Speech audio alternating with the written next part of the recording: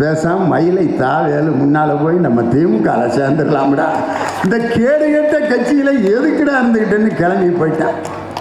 இதே 4 வருஷம்தான் எடப்பாடி பழனிசாமியே முதலமைச்சராக இருந்தார். இன்றைக்கி பார்த்தீங்கன்னா ஒரு ஓட்ட வண்டி ஏற்கனவே ஆக்சிடெண்ட் ஆகி முன்னால் இன்ஜின்லாம் காலியான ஒரு வண்டியை திரும்ப எடுத்து ஓட்டிக்கிட்டு டகர டகர டகர டகரன்னு வந்துக்கிட்டு இருக்காரு. யார்? டிரைவர் எடப்பாடி பழனிசாமி. ஒருத்தன் கேட்குறானே போயிரும்ல அப்படின்னா, போகிறதுக்கு தாண்டா ஓட்டிக்கிட்டு இருக்கேன், நீ என்னடா ஆரம்பிக்கிறப்ப இப்படி கேட்டுக்கிட்டு இருக்க? இந்த வண்டியில் தான் ஏற்கனவே உட்காந்து விழுந்து எந்திரிச்சியிலே திருப்பி அதே வண்டியில் உட்காந்து ஏனே போகிற. அந்த வண்டி வேறு எதுவும் இல்லை, பாரதிய ஜனதா கட்சி தான். பிஜேபிங்கிற அந்த வண்டியில் ஏற்கனவே உட்காந்து தலைகுப்புற விழுந்து நாசமாக போன அதே ஆக்சிடென்ட் ஆன வண்டி எடுத்து திரும்ப ஏனே ஓட்டிட்டு போறீங்கன்னா, போகிற வரைக்கும் பார்ப்போமப்பா, இந்த வண்டியில் போகலன்னா பிடிச்சி உள்ளே வச்சுருவாங்க போல இருக்கு டவுசரை போட்டு. அதனால தான் இந்த ஓட்ட வண்டியை நான் ஓட்டி கொண்டு செல்கிறேன் என்று சந்தர்ப்பவாத கூட்டணியை, பாஜகவுக்கு பயந்து ஒரு கூட்டணியை அமைத்த எடப்பாடி பழனிசாமி, ஆனால் எங்கள் தளபதி மு.க. ஸ்டாலின் அவர் அமைத்திருக்கக்கூடிய கொள்கை கூட்டணி வரும் 2026இல் 234 தொகுதிகளிலும் அபார வெற்றி பெறப் போவது எங்கள் கூட்டணி தான். இன்னைக்கு எங்கள் திண்டுக்கல்ல எம்ஜிஆருடைய பிறந்தநாள் விழா கொண்டாடினாங்க. அப்போ அந்த பகுதியில் இருக்க பகுதி செயலாளர் அந்த மைசெட்டு போடுறவன்ட்ட வந்து சொல்கிறாரு, டே எம்ஜிஆர் பாட்டை தவிர வேறு எதுவும் போடக்கூடாது. சரிண்ணே, எம்ஜிஆர் பாட்டு மட்டுமே போடுறேண்ணே. போடுறா. 6 மணிக்கு ஒரு பாட்டு போட்டேன். என்ன பாட்டு தெரியுமா? எம்ஜிஆர் பாட்டு. உதய சூரியனின் பார்வையிலே உலகம் விழித்து கொண்ட வேளையிலே இமயத்தில் இருக்கும் குளிர்காற்று எந்த இதயத்தை தொடுகிறது, அந்த இமயத்தில் சேரன் கொடி பறந்த அந்த காலம் தெரிகிறது. வந்தார் பகுதி செயலாளர். எம்ஜிஆர் பாட்டு போட சொன்னா என்ன உதயசூரியன்? எம்ஜிஆர் பாடினதான் அது அன்பே வாழ மொதல் பாட்டு. அப்படியா? எம்ஜிஆரே உதயசூரியனை பற்றி பாடியிருக்காரு. இது தெரிஞ்சிருந்தா நீ ஏன்டா அதிமுகவில் இருக்க? இவ்வளவு அறிவு இருந்தால் ஏன் அதிமுகவில் இருக்க?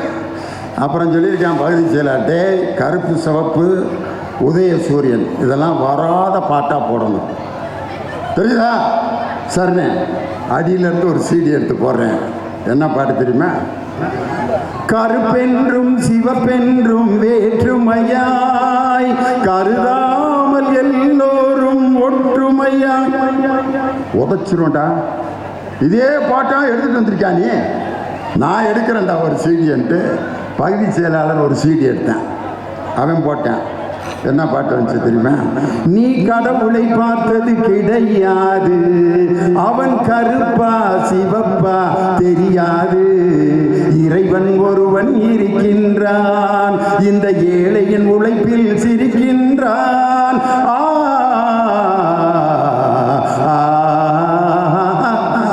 உன்னை பார்த்து இந்த உலகம். இது எடப்பாடிக்குனே எம்ஜிஆர் பாடின பாட்டு.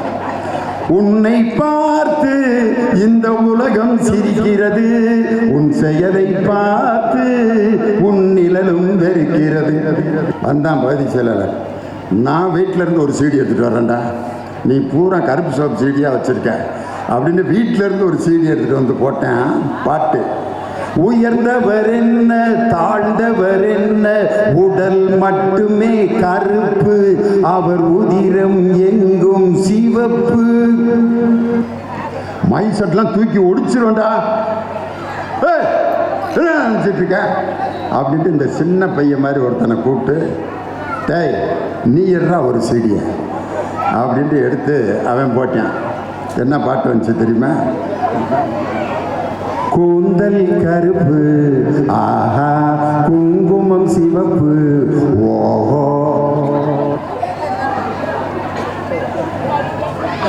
உனக்கு சம்பளம் கிடையாதுடா அப்படின்ட்டு வீட்டில் போய் இவன் பீரோலேருந்து ஒரு சீடி எடுத்துகிட்டு வந்து கடைசி அதை போடுறான்.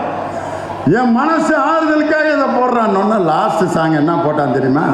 1000 கைகள் மறைத்து நின்றாலும் ஆதவன் மறைவதில்லை,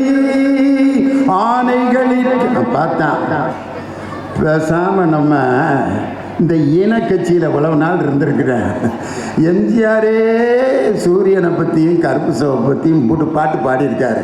பேசாமல் மயிலை தாவேலு முன்னால் போய் நம்ம திமுகவில் சேர்ந்துடலாம்டா, இந்த கேடுகட்ட கட்சியில் எதுக்குடா இருந்துக்கிட்டேன்னு கிளம்பி போயிட்டான். ஆனால் இன்னைக்கு எடப்பாடி பழனிசாமி ஒரு வீடியோ எடுத்துகிட்டு வந்து, அன்றார்ந்தவரில் பத்திரிகைக்காரங்கள நான் ஒரு வீடியோ போட்டு காட்டுறேன் எல்லாரும் பாருங்க அப்படின்னு போட்டு காமிக்கிறார். என்னன்னா, ஒரு அம்மா சைக்கிளை காணான்னு ஒரு காவல்துறையில் போய் போலீஸ் ஸ்டேஷனில் புகார் கொடுக்குது. அந்த காவல்துறையில் இருக்க அந்த இன்ஸ்பெக்டரு அந்த அம்மாவை தவறாக பயன்படுத்தி ஏதோ பிரச்சனை ஆயிடுச்சு.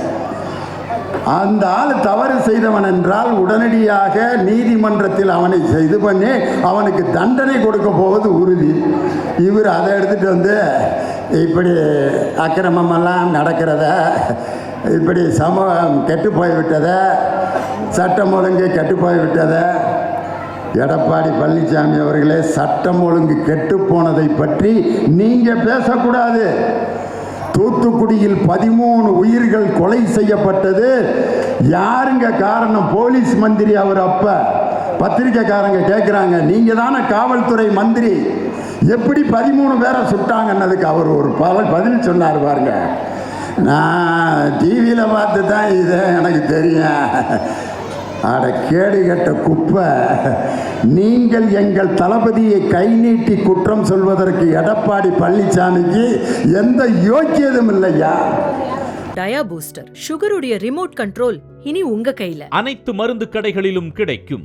செய்திகளை உடனுக்குடன் தெரிந்து கொள்ள கீழ்கண்ட கேபிள் மற்றும் டிடிஎச் நெட்வொர்க்குகளில் எம்நாடு செய்தி தொலைக்காட்சியை காணுங்கள்.